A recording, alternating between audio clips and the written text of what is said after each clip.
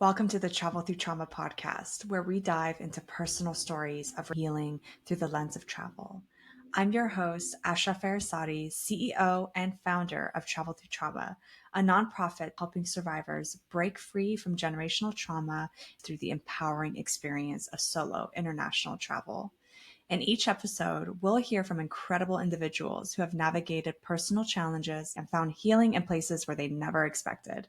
Whether you're searching for your own path to recovery or seeking inspiration, this podcast is for you.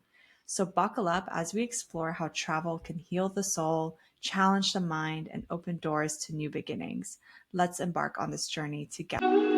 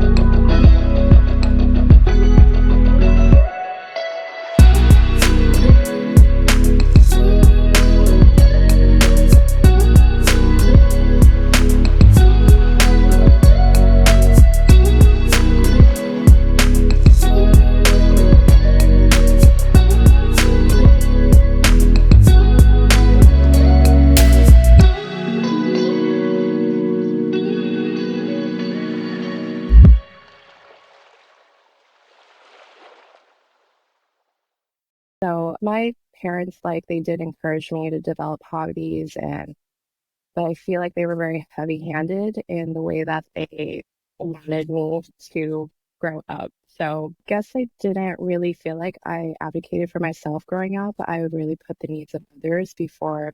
I also had a lot of friends growing up, but I often felt misunderstood. Like my family was lower middle class. I went to private school with like the 1%. So it was very obvious early on that I was not like other people. I didn't feel like I could share my struggles with anybody, not even my parents, because they had their own stuff going on. So I feel like I wasn't really like, as I grew up, even though I was able to choose whatever I wanted to study in college, I kind of tended to play it safe, especially because I paid my own way through college. So at the time, I had chose biomedical engineering and just stuck with it because it felt like the big investment or the biggest return for the same investment as, say, had I studied liberal arts major or something. And honestly, I wouldn't even know what to do with that. Like engineering kind of felt like a straight safe path, and that's what I did. So, I mean, I was very lucky to have gotten a good job straight out of college. This was during the financial crisis. So in a way, I kind of felt like this was meant to be, just because I felt very lucky and privileged to be in that position. But at the time, I was really struggling a lot, and I didn't really realize it. I just knew that I was very, very unhappy. And it wasn't until I was like maybe 28 that I really started looking, uh, like, what could I do to make myself a little bit more, just feeling better about myself, being able to express myself. And I will say, like, therapy is a very slow process. The therapist is pretty much only working off of what you share with them. And given my upbringing, I'm very guarded and I don't know where to even start. And I had no idea what my issues were. I just knew that something wasn't right. Was it And about your life that you just instinctually knew that something was off? Like, was it the way that like you carried yourself every day, or was it the types of people that you were surrounded by? Like, what was the pivotal moment, I guess, that you kind of understood that about yourself? I don't think there was any specific moment, but I will say I felt like I could feel it in my body. Like, I just felt, it's funny because I didn't know this until like maybe more recently, but I feel like I grew taller because like I'm not carrying so much like weight on my shoulders. Like, I was very tense. My jaw would be tense, my shoulders would be tense, like my posture was more small. And I mean, I knew that, like, I had back pain and everything. Actually, you know what? There were a few moments where I was like, this is not for me. But there was somebody that had a stroke at work, Mm, and like supervising employees, I have had to call the ambulance like a mm, couple times for serious things that happen or serious medical injuries. And I just remember thinking, like, I don't want to die here. Um, and that's a very real possibility. Like, wherever I'm spending my time at, like, I want that to be, if I died there, like, I don't mm. want to feel like that's not where I wanted to be.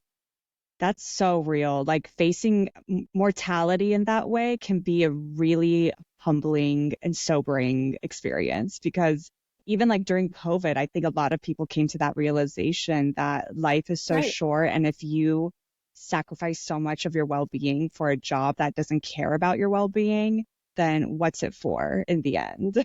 Exactly. Yeah. Exactly. Yeah. And it's funny that you say life is so short. Life is actually also very long if you're Mm, not doing what you want to do. that's And good. yeah, I felt that at work. Like, one day at work would sometimes feel like days. And yeah, it was just a constant feeling like this is not where I want to be. I'm not happy here. I cannot be myself here. And there were times where I feel like I rebelled, like trying to take back something to make it worth it for me. But that didn't really agree with me either. Like, I like to be present. I like to do a good job. And I feel like if I'm not doing those things, then it's like I don't feel good about myself. And Mm, that's kind of what it turned into as well. mm. Do you feel like a lot of the decisions that you made to go into that career path were rooted in a level of like people pleasing your parents or like a immigrant type of guilt that we sometimes have when we're like first generation Americans and our parents sacrificed so much to come here? Like, how did Oh, you know that that was a departure of your real self? absolutely. Like, I definitely felt a lot of guilt. My parents never wanted me to feel that, first Mm, of all, but I definitely felt it anyway and internalized it. So I'm an only child, like literally all their hopes and dreams are poured onto me. And even at the time that I decided to quit my job, um, they weren't supportive of that. Like, they were seriously like, "You're throwing away your life. What did you go to college for?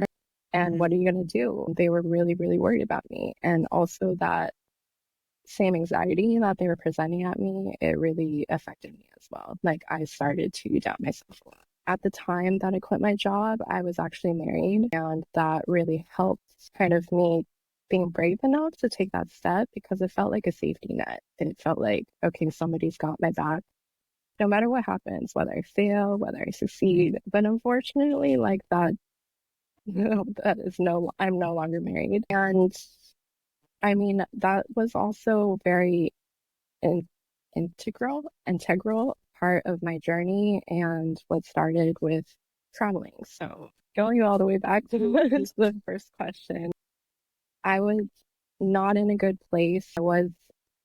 I felt like everything was going right for me, and yet I was very, very unhappy. Like I was newly married, had this job that paid me pretty decently, and I felt like, it's a good job.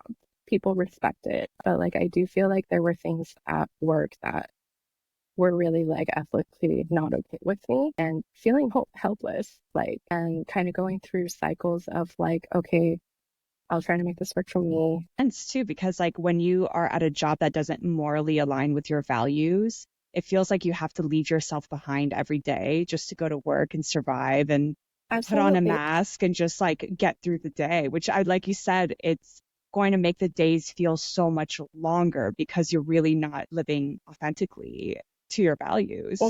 Yeah, absolutely. And I wasn't dealing with it in a healthy way either. I feel like, I'm kind of ADHD, not so much the hyperactive part, but do feel like I'm limited in that sense. And I've found myself like having to medicate just to do my job and then to cope with doing my job. And I didn't like that feeling, just feeling like very, very high, very, very low all the time. And just kind of going back and forth between those cycles. It's not sustainable. It just sucks the energy out of you. Right. But yeah, going back to, my mental health journey, I started going to therapy when I was 28. I didn't really go on my first solo trip until I was 30, which was right after I got married, quit my job. I actually I decided to travel because I feel like it's the most like socially acceptable way to have a quarter life crisis. Like I did not know what I was gonna do with my life.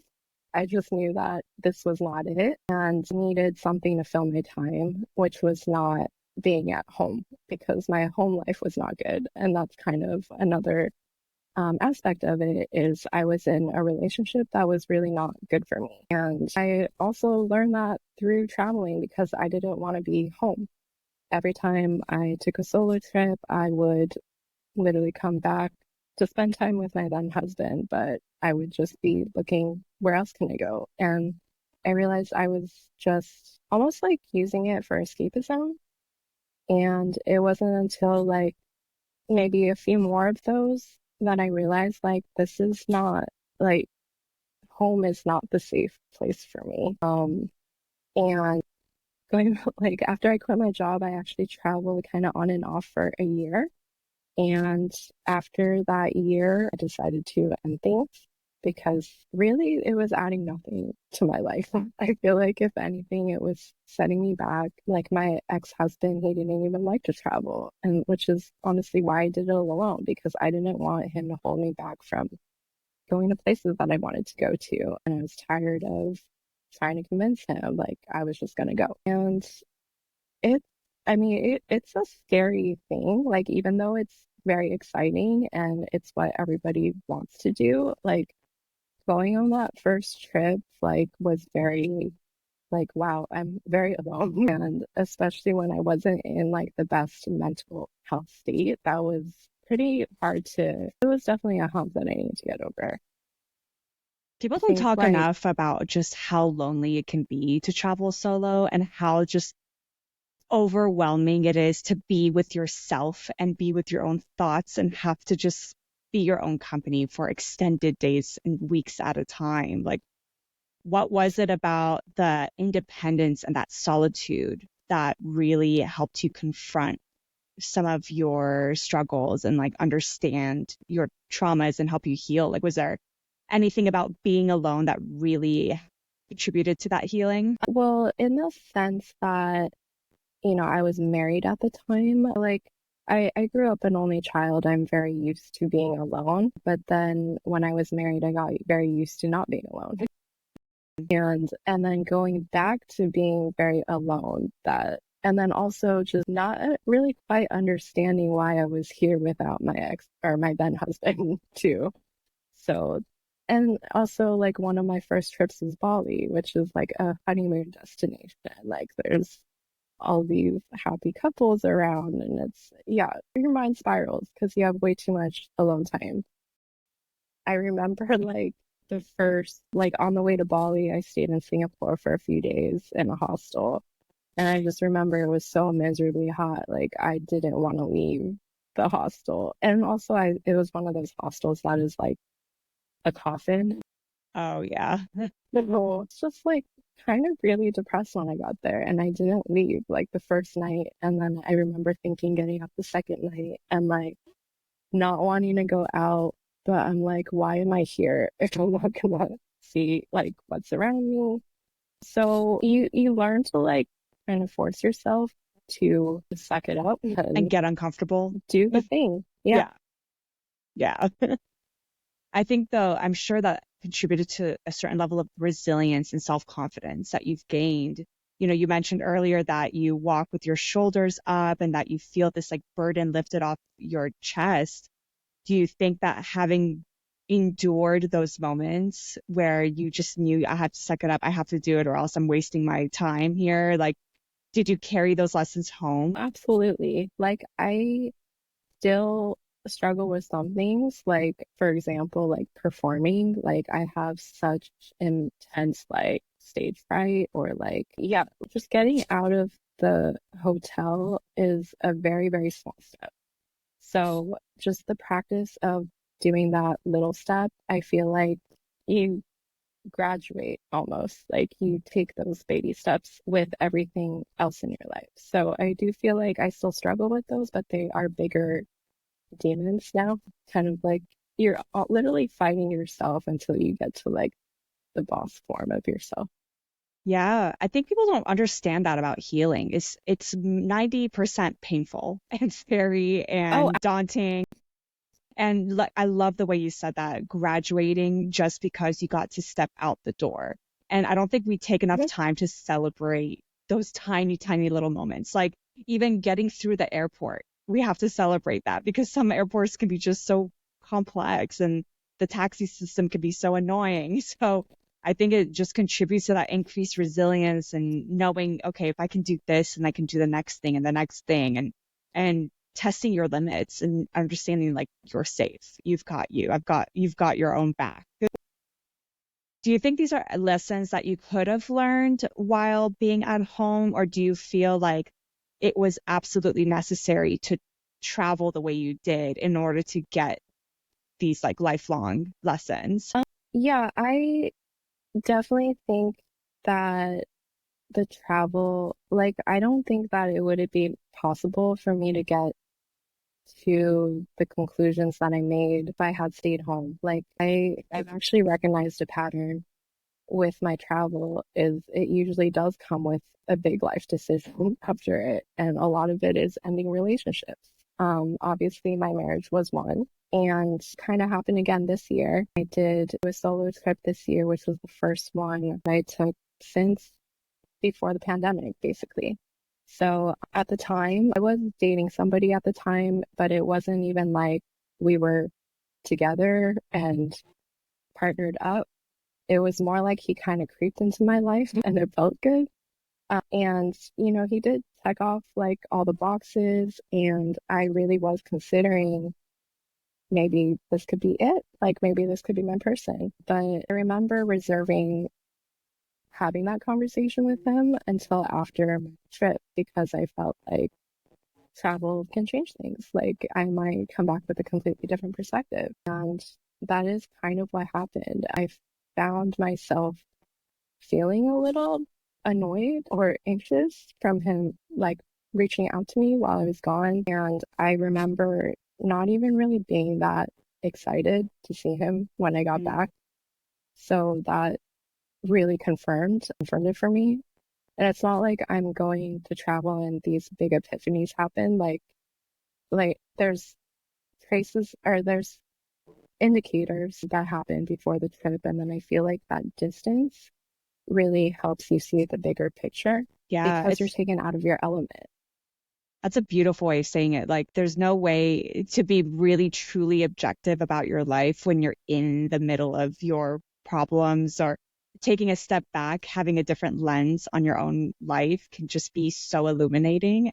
And I think people look at travel being a form of escapism as a bad thing, but I really think that there is a time and a place for escapism, and it does provide that level of clarity. Yeah. And to be honest, I've ended relationships coming out of travels as well. And it's because they were, not supportive, or I wasn't really looking forward to seeing them again, like you said, or I didn't miss them while I was gone. And I'm like, these are really big signs that I should really listen to my intuition that something is not right.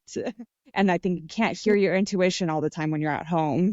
I think it's like the frog in boiling water analogy. It's like if you are in a tub of water and you increase the temperature 1 degree at a time, you cannot feel boiling until it's too late, because you're feeling it in such small increments that the increments seem tolerable. So you overcome it out of, maybe people pleasing, but sometimes out of desire to be loved or something.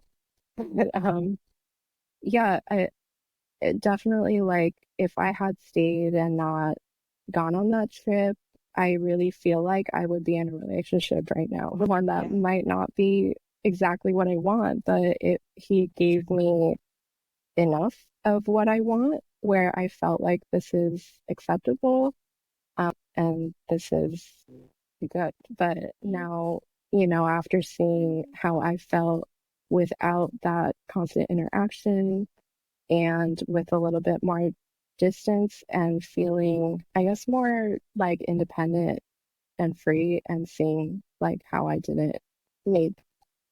Same goes for my marriage. I feel like there was realization that it wasn't really adding to my life. I think when I was when I was newly married, all I could really see was like the potential. And yeah, I fell in love with the potential, but really, like, to be in a loving partnership with someone, you really have to accept them for who they are at that moment, because they might never get better. I mean, it sounds mean, but what we tolerate is what we accept. And I was tolerating quite a lot out of the hope of things getting better. And I think had I stayed in the house all the time, like, this would just feel normal. In the same way how, like, I didn't know I was depressed or anxious, like, growing up, because it felt normal. This is all I had known. So it's really not until having a different experience where I can see, you know what, I can be good and maybe possibly better elsewhere. Yeah, absolutely. You can't heal in the environment that traumatized you. And I think they've taken that step back was really important for you to break that generational cycle of, like, conflicted marriages. Because you mentioned at the very beginning that you were kind of put in the middle of your parents' marital conflicts, and that was obviously not fair to a child. But the fact that you were able to take that stand and say, I know I'm strong enough to end this because I have had these experiences, and I know that I'm safe being on my own, that I can handle it, that I feel capable and I feel illuminated when I'm out there in this world. Like, I'm sure that courage fed into you being able to, like, end those cycles, which is so important because that's what we're here for. Yeah. And, it's not easy. Like, obviously, it was devastating at the time, and it really was like a dark, dark time. And even after confirming what I already knew, I also found myself kind of trying to talk myself out of it. It's really, really difficult to let go, even if it's not serving you. So, Of course. yeah, I really commend everyone that does honor themselves and put themselves first. A part of it is like you kind of just need to trust your body. I feel like sometimes I over rely on my brain. I feel like a lot of times, like, we already feel it in our body, like what is right for us. And yeah, I guess I've learned to not always trust my mind. Like, it's thoughts are thoughts, they're not always true. And I can spin like anything, any way, actually. I really like there was a moment where I kind of knew, even before I went on my trip, that I don't think I want this anymore. And it was because we were on a road trip, me and my ex-husband, and we were driving home from Vegas, and I made a small comment. I can't even remember what it was now, but I think it was something like, oh, change lanes or something. And like, he just like lost his shit and like screamed at me, like cussing me out for a while. And it was like dead silent the whole ride home. And then after we got home, like, he acted like nothing ever happened. And that was a realization, like, oh my God, like, this is actually how he talks to me. This is not okay. Like, I really deserve better than that. And everything kind of turned around after that, upside down. Like, I couldn't see things the same anymore. All I saw was somebody who did not respect. Yeah, that's a really big moment to have that realization. And it goes back to what you said earlier, like what you tolerate is what you accept, or how you accept being treated in your life. And just knowing your own self-worth, I think, can be such a monumental change in the way that our brain and our nervous system is wired. Because you mentioned, like, you can overthink any situation. And I'm the same way. Like, I think we're both very analytical people. And maybe that's why engineering was also a very attractive career choice for us. But you can do what ifs all day into your grave, and you're never going to really know unless you listen to your body and listen to your intuition, and like let that be a guiding force as well, or find the balance between the two. And the fact that you did that, especially, is like a testament to just how well you got to know yourself through the experience of traveling and coming home and experiencing those kinds of moments with your ex-husband. I commend you for being so honest with yourself and being brave enough to make these decisions, and making sure that you prioritize your happiness and your well-being above all, because nobody should be chronically depressed their whole lives. And I think that you and I have that baseline depression as well we struggle with. And I take medication. I'm very open about it, but that's not normal. That's not how humans were designed to be. Right. Yeah, there's actually a book I read that I recommend. It's called Lost Connections. And had heard about it from, well, the author had a TED Talk, and I remember it just kind of blew my mind.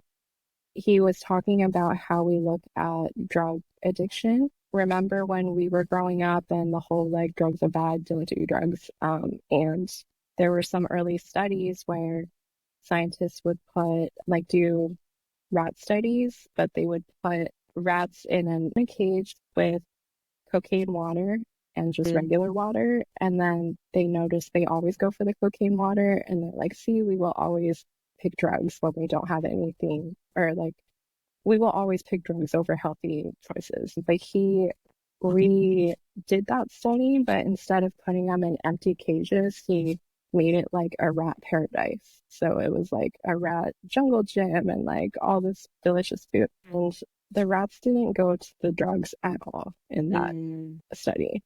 So Lost Connections is mostly about depression and chemical imbalances. And that's what I think at the time, that's when I started taking medication. He talks about, yes, you can alleviate symptoms, but really like that depression is like caused by a serious disconnection and something that is vital to you. Reading that kind of made me start this whole like mental health journey. Like, okay, I need to figure out what I lost. I don't think I ever had it, but I know that something was missing. Wow. I really want to read that book, but that's a very powerful resource. I think we forget that. I think a lot of our depression comes from that isolation, and our isolation has gotten increasingly worse as a society. And And that could even be like a lost connection with your own soul, with your own purpose, with what Right. makes you light up. And that could be unique from all the people around you, including your family. So, beside the book, do you have any other advice for somebody who is maybe just getting started on their healing journey, potentially even thinking about going on a trip for their first time, whether it's by themselves or even with other people? Definitely bring a journal. I would recommend making an intention, like be selective of where you go and know why you're going there. So, yeah, bring a journal and set some intentions for yourself. Like, why did you choose the place that you're going to? And what did you want to experience and why? And what does it mean to you? And I feel like, the journal will keep you company, and it's kind of fun to look back on later on in life too. Like where it's kind of, I don't want to say that it feels like it comes full circle, but it's just like so crazy to me when I read something that I wrote like when I was on a trip by myself and like really struggling with something and just kind of seeing like, wow, I was so like, I just want to scream at myself sometimes. Like, what were you thinking? And also, some of the revelations are in there too. And those are all reminders. Because I feel like how I talked about like kind of conquering some of those setbacks that I had for myself. Those are all reminders of those setbacks. Like I all the time, like there are things that stop me. And it's just nice to always have those memories to look back on. Remind yourself that you can do this. Yeah, absolutely. I love that. And shameless plug, but Travel Through Trauma is creating a travel journal specifically for self-reflection. So we will be releasing that soon. But that's great tips. Would you recommend any particular destination for someone to go for more of their self-discovery journey? I mean, I feel like that really depends on what kind of person you are. Like, I like to be places that I don't have to think about how to get around too much.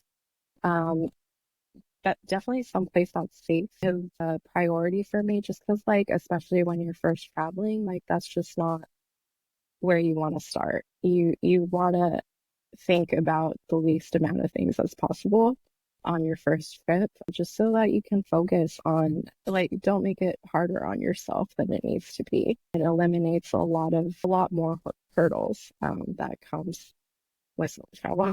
That's a great advice. Like you can't start to thrive when you feel like you're just barely surviving. So going somewhere a little bit more familiar, a little bit more comfortable, get used to the feeling of being by yourself, traveling alone. I think that's super helpful information. Transition yourself into it. No need to go into the Absolutely. deep end and re-traumatize yourself. Right, exactly.